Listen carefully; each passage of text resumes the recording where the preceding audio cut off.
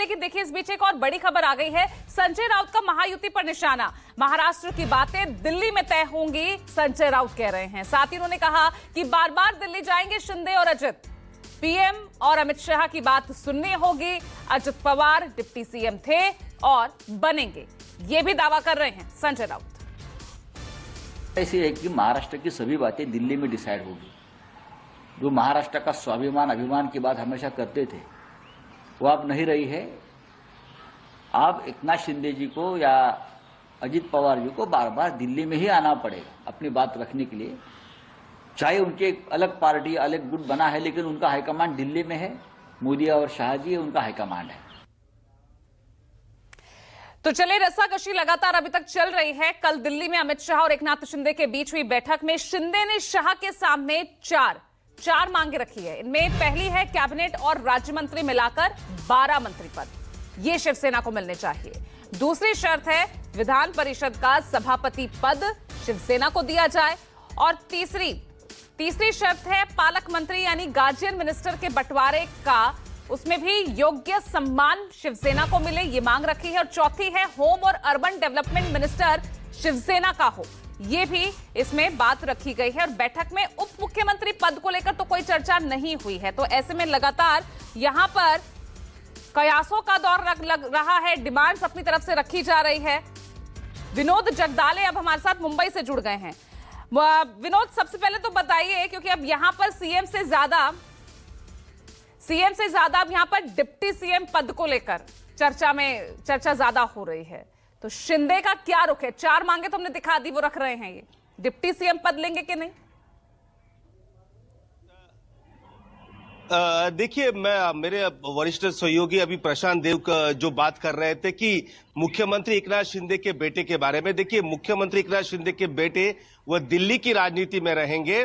और कल जो बैठक हुई है उसमें यह भी बताया गया है कि केंद्र में एक शिवसेना को अतिरिक्त मंत्रालय कैबिनेट का दिया जाएगा, उसमें श्रीकांत शिंदे वहां पर मंत्री बन सकते हैं। उद्धव ठाकरे ने जो गलती महाराष्ट्र में की थी कि अपने बेटे को भी वहां पर मुख्यमंत्री रहते मंत्री बनाया था, वैसी गलती एकनाथ शिंदे वहां पर नहीं करेंगे कि वो मंजे हुए नेता यहां पर जाने जाते हैं।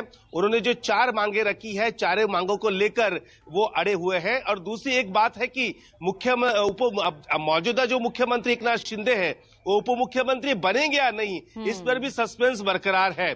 यहां तक कि पार्टी के जितने भी विधायक हैं अतिरिक्त जो शिवसेना के हैं, वो सभी एकनाथ शिंदे को कह रहे हैं कि आप सत्ता में रहना जरूरी है, आप उप मुख्यमंत्री बने रहिए।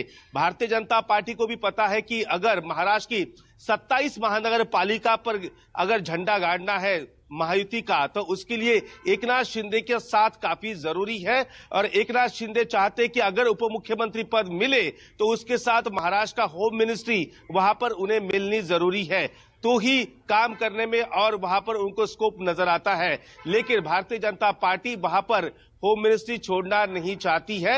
अर्बन डेवलपमेंट मंत्रालय ये एकनाथ शिंदे को दिया जाएगा, जो हमेशा उनके पास रहा है, लेकिन एकनाथ शिंदे उस पर मानने को तैयार नहीं। और एक अतिरिक्त मंत्रालय यानी होम उनको चाहिए, तभी बात आगे बढ़ेगी, ऐसा वहां पर बताया जाता है।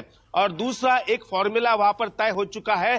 फॉर्मूला है 20, 12 और 9, 21, 12, 9 जी, 21, 12, 9, 20 से 21 मंत्री भारतीय जनता पार्टी के बनाए जाएंगे, 12 मंत्री शिवसेना के और 9 अजित पवार के। लेकिन सबसे बड़ा सवाल यह है कि जब महाराष्ट्र का मंत्रिमंडल वहां पर शपथ लेगा तो उसमें से क्या पहले चरण में आधे ही लोगों को शपथ दिलाई जाएगी और बाद में कुछ महीनों बाद कुछ मंत्रालय खाली रखकर उन पर जो अपने जो दूसरे विधायक हैं उन्हें बाद में शपथ दिलाई जाएगी, ये भी वहां पर हो सकता है। आज की बैठक में यही तय होगा कि कितने मंत्री यहां पर बनाए जाए। पोर्टफोलियो को लेकर बात होगी, विधान परिषद के अध्यक्ष पद को भी वहां पर चर्चा होगी, विधान परिषद का सभापति किसे बनाया जाएगा उसको लेकर चर्चा वहां पर हो सकती है। इसके अलावा जो महामंडल है, जो एकनाथ शिंदे की सरकार ने लगातार घोषणाएं की थी, कई जातियों के महामंडल, उस पर किसको नियुक्त किया जाए उसको लेकर वहां पर चर्चा संभावित है।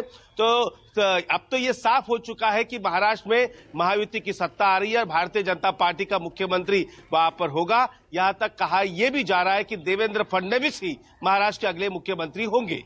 ठीक है, तो सेम फेस तो लगभग यहाँ पर तस्वीर कुछ साफ दिख रही है, लेकिन जो 4 मांगे यहाँ पर विरोध रखी गई है एकनाथ शिंदे की तरफ से, इन 4 में कहां फंसती हुई बीजेपी दिख रही है जहां पर खूब जो है रस्साकशी दिख रही हो? क्योंकि अगर हम यहाँ होम मिनिस्ट्री की बात करते हैं तो देवेंद्र फडणवीस ने हमेशा से वो अपने पास रखा है, और एक सरप्राइज एलिमेंट का जिक्र या प्रशांत देव कर रहे हैं जैसे कि बीजेपी दूसरे राज्यों में अपनाती रही है, तो यहां वो कुछ देखने को मिल सकता है?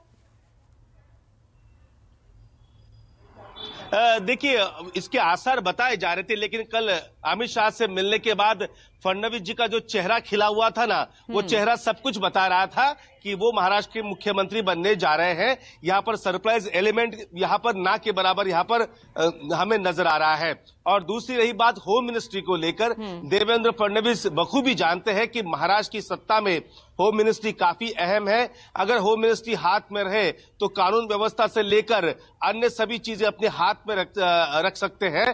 तो होम मिनिस्ट्री देना भारतीय जनता पार्टी के लिए मुश्किल साबित हो रहा है। लेकिन यहाँ पर एकनाथ शिंदे की शिवसेना है, एकनाथ शिंदे हो, ये होम मिनिस्ट्री पर अड़े हुए हैं। दूसरा सबसे अहम बात होती है कि गार्डियन मिनिस्टर, जिसे पालक मंत्री कहा जाता है, हर जिले में यानी कम से कम 9 जिलों में, उनके चहीते 9 जिलों में उनका वहां पर गार्डियन मिनिस्टर होना जरूरी है।